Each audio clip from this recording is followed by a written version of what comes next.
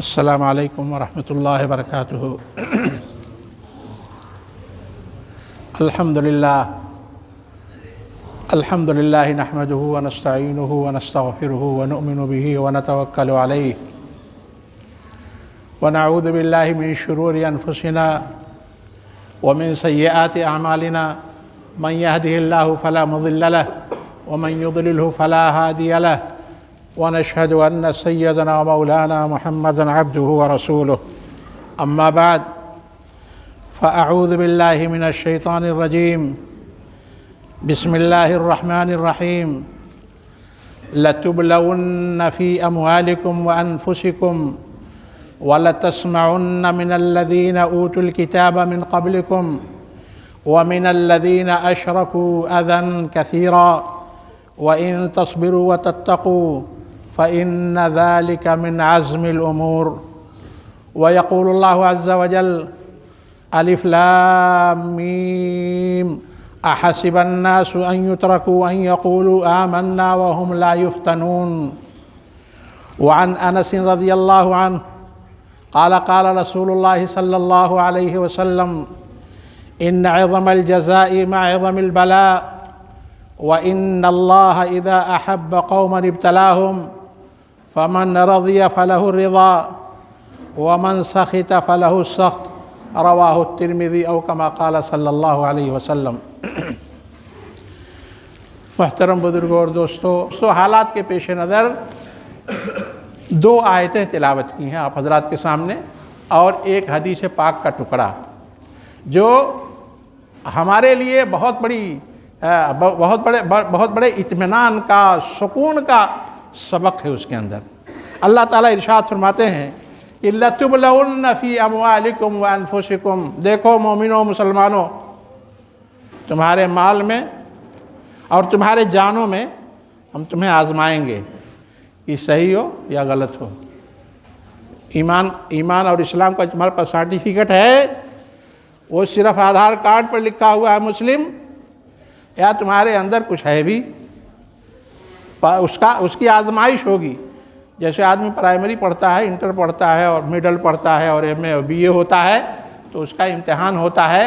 تو اللہ تعالیٰ فرماتے ہیں کہ لَتُبْلَوُنَّ فِي أَمْوَالِكُمْ وَأَنفُسِكُمْ، تمہارے مالوں میں اور تمہاری جانوں میں ہم تمہیں آزمائیں گے کہ کتنا تم سچے ہو، کتنے جھوٹے ہو۔ لَتُبْلَوُنَّ فِي أَمْوَالِكُمْ وَأَنفُسِكُمْ، اور آگے ارشاد فرمایا وَلَتَسْمَعُنَّ مِنَ الَّذِينَ أُوتُوا الْكِتَابَ مِنْ قَبْلِكُمْ وَمِنَ الَّذِينَ أَشْرَكُوا أَذًى كَثِيرًا۔ تم سے پہلے جتنی امتیں آئی ہیں، یہود اور نصارہ اور پتہ نہیں کون کون، ان سے اور مشرکوں سے تم بہت بڑی بڑی باتیں، بہت جارحانہ باتیں، دل کو کاٹنے والی باتیں سنو گے۔ قرآن کے اندر ہے، سنو گے، سن رہے ہیں ہم لوگ۔ وَلَتَسْمَعُنَّ مِنَ الَّذِينَ أُوتُوا الْكِتَابَ مِنْ قَبْلِكُمْ، تم سے پہلے جو امتیں گزری ہیں وہ، ان سے بھی سنو گے، یہود و نصارہ سے سنو گے، اور منافقین سے سنو گے۔ سرکار دو عالم صلی اللہ علیہ وسلم نے سب کچھ سنا۔ ان کو جادوگر کہا گیا، ان کو زہر دیا گیا، مارنے کی ہر طرح کی تدبیر کی گئی، سجدے کی حالت میں اوجھڑی لا کر کے رکھا گیا۔ سرکار نے کیا کسی کا بگاڑا تھا؟ نہیں، لیکن اس کے باوجود اللہ تعالیٰ ارشاد فرماتے ہیں کہ ان سے بھی سنو گے، وَمِنَ الَّذِينَ أَشْرَكُوا، اور مشرکین سے، کفار سے بھی بہت خراب باتیں سنو گے کہ ہمیں اذان سے تکلیف ہو رہی ہے، ہمیں نماز سے تکلیف ہو رہی ہے، ہمیں تمہارے بیٹیوں بہنوں سے تکلیف ہو رہی ہے۔ ان کے نیلامی کا، ان کے عزت، ان کو بے عزت کرنے کے لیے ہم ان کو واٹس ایپ پر جو ہے نکالیں گے، اور نماز سے تکلیف ہے، روزے سے تکلیف ہے۔ کفار مکہ کیا کیا کرتے تھے میرے محترم بزرگوں اور دوستو؟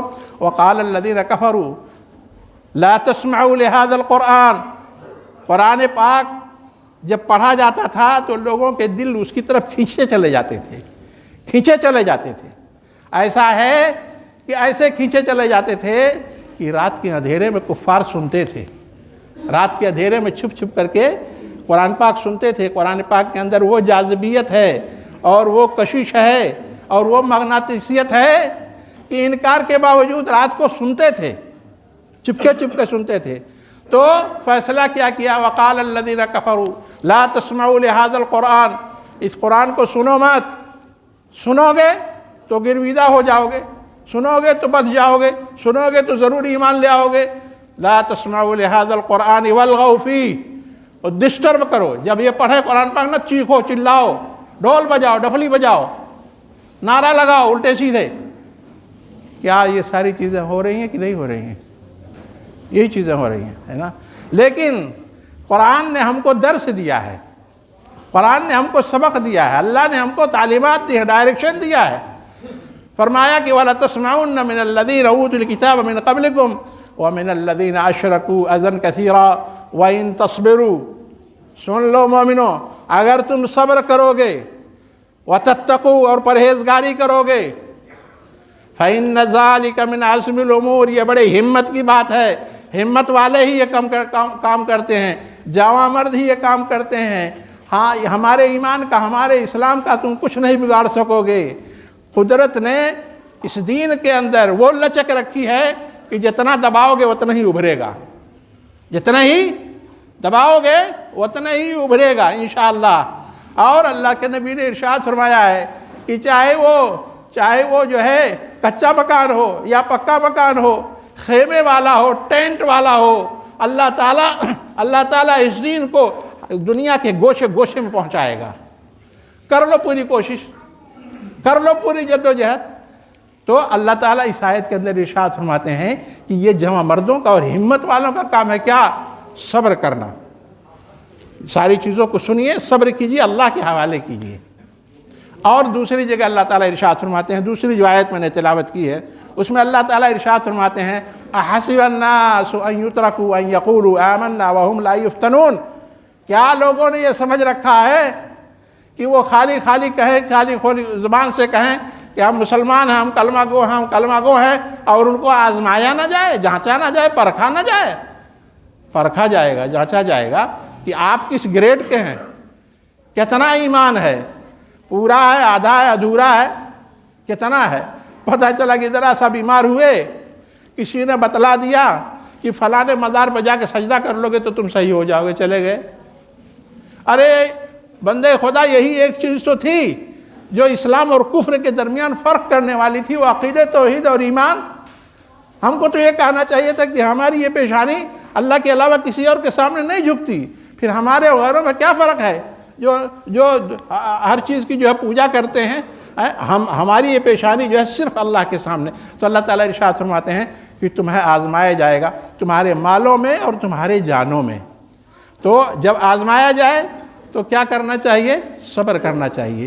اور حدیث کے اندر ہے کہ حضور پاک صلی اللہ علیہ وسلم نے ارشاد فرمایا کہ مومن کا معاملہ بڑا عجیب ہے، مومن کا معاملہ بڑا عجیب ہے۔ اگر اس کو کوئی بھلائی پہنچتی ہے تو شکر ادا کرتا ہے۔ کیا کرتا ہے؟ شکر ادا کرتا ہے۔ اور کوئی برائی پہنچتی ہے تو صبر کرتا ہے۔ دونوں حالت میں اس کو اجر ہے، ثواب ہے۔ اور کسی اور مخلوق کو، اور کسی اور قوم کو، اور کسی امتی کو یہ درجہ نہیں دیا گیا۔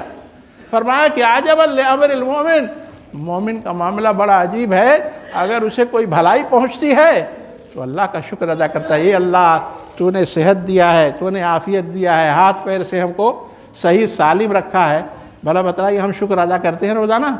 حدیث کے اندر ہے کہ حضور پاک صلی اللہ علیہ وسلم نے ارشاد فرمایا کہ ہر مومن کے جسم میں 360 جوڑ ہے، ہر جوڑ کا صدقہ ادا کرنا چاہیے۔ صحابہ نے پوچھا کہ اللہ کے نبی 360 جوڑ اتنا کون صدقہ دے پائے گا، اتنا کون صدقہ دے پائے گا؟